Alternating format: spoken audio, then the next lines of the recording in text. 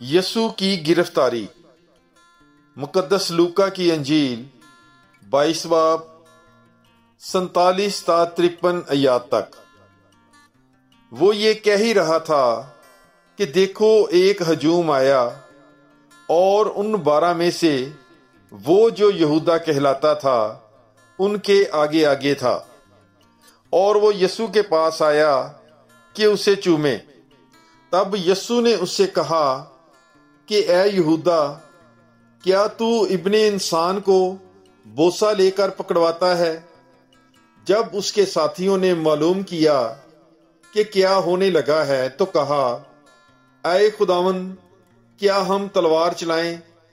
और उनमें से एक ने सरदार कहन के गुलाम पर तलवार चलाई और उसका दहना कान उड़ा दिया। तब यसू ने जवाब में कहा कि इतना ही काफी है, और उसके कान को छू कर बहाल किया। फिर यसू ने सरदार कहनों और हैकल के सरदारों और बुजुर्गों से जो उस पर चढ़ आए थे कहा कि क्या तुम मुझे गोया डाकू पकड़ने को तलवारें और लाठियां लेकर निकले हो?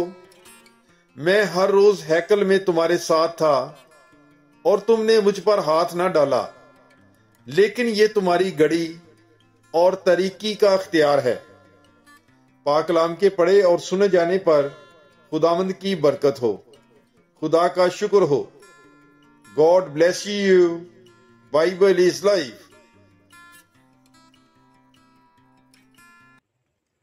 क्योंकि बथेरे ऐसे हैं जिनका जिक्र मैंने तुमसे बारहा किया है, और अब भी रो रो कर कहता हूं कि वो अपने चाल चलन से मसीह की सलीब के दुश्मन हैं।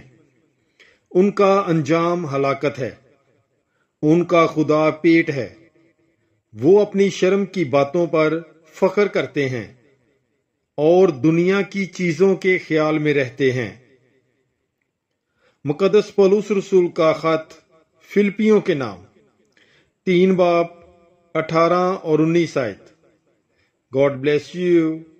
Bible is life.